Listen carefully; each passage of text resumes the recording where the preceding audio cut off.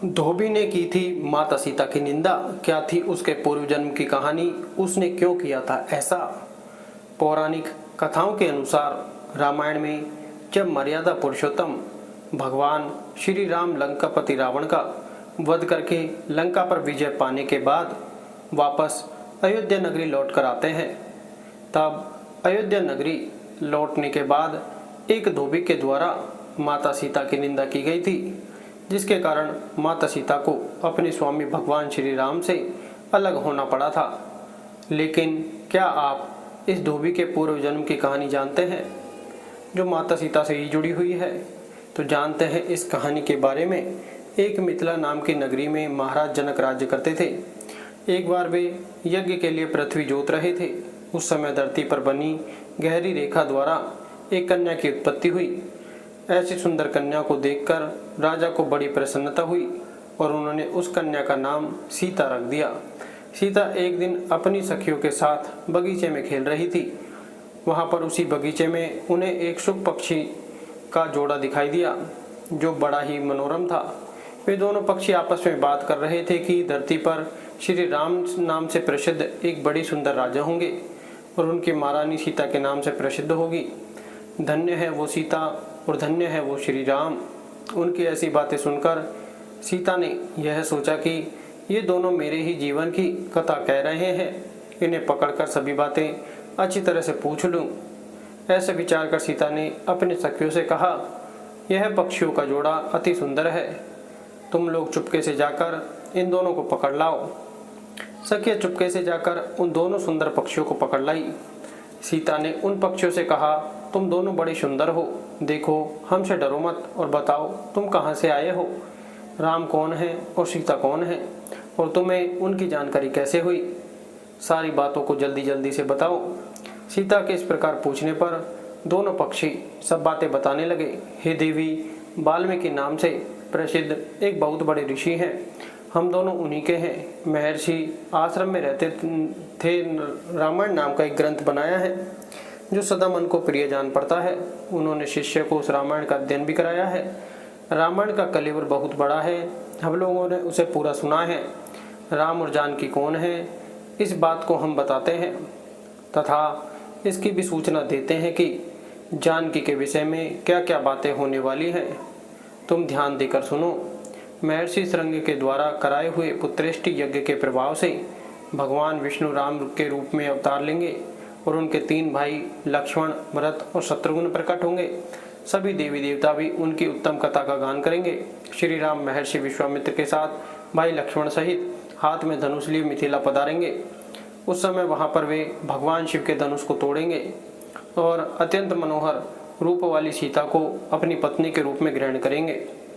फिर उन्हीं के साथ श्री राम अपने विशाल राज्य का पालन करेंगे और बहुत सी बातें वहाँ हमारे सुनने में आई है। हे देवी, हमने तुम्हें सब कुछ बता दिया है, अब हम जाना चाहते हैं, हमें छोड़ दो। पक्षियों की ये अत्यंत मधुर बातें सुनकर सीता ने श्री राम को मन में धारण किया और पुनः उन दोनों से पूछा, राम किसके पुत्र हैं और मनुष्य अवतार में उनका श्री विग्रह कैसे होगा। सीता की बातें सुनकर सुखी मनी मन जान गई कि यही सीता है।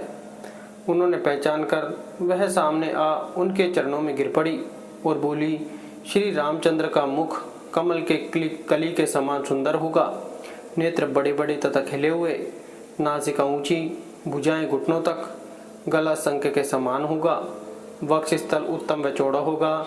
श्री राम ऐसा ही मनोहर रूप धारण करने वाले हैं, मैं उनका क्या वर्णन कर सकती हूँ। ऋषि, मुनि, देव, गंधर्व वो भी उनके गुणों का बखान नहीं कर सकते, फिर हमारे जैसे पक्षियों की क्या मजाल। वो जान की देवी धन्य है जो शीघ्र ही श्री राम जी के साथ प्रसन्नतापूर्वक विहार करेंगी। परंतु हे देवी, तुम कौन हो।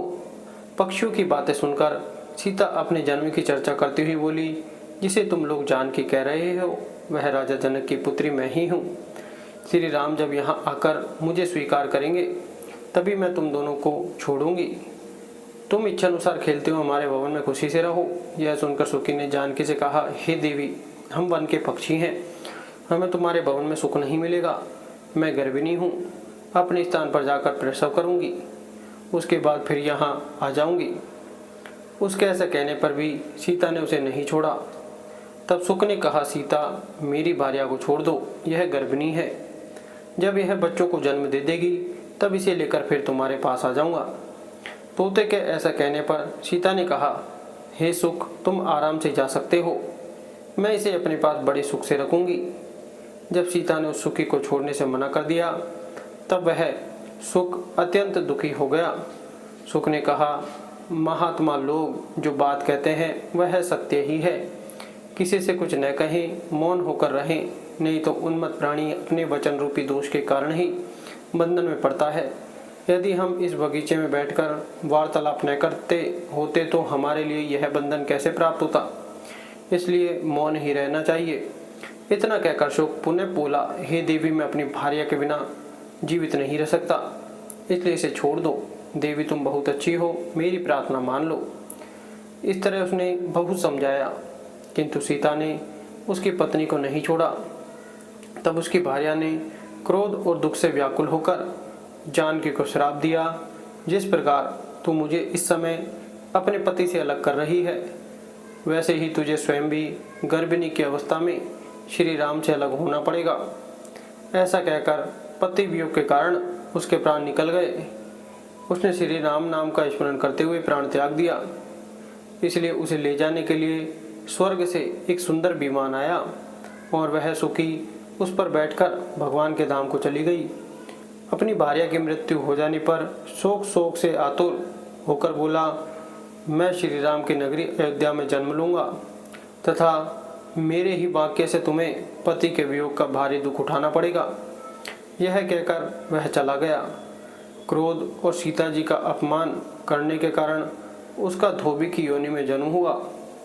उस धोबी के कहने से ही सीता जी निंदित हुई और उन्हें पति से अलग होना पड़ा।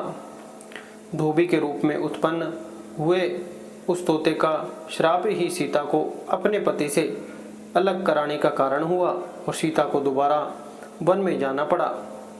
वीडियो अगर पसंद आया हो तो वीडियो को लाइक और चैनल को सब्सक्राइब करें और अपने दोस्तों के साथ शेयर करें। धन्यवाद।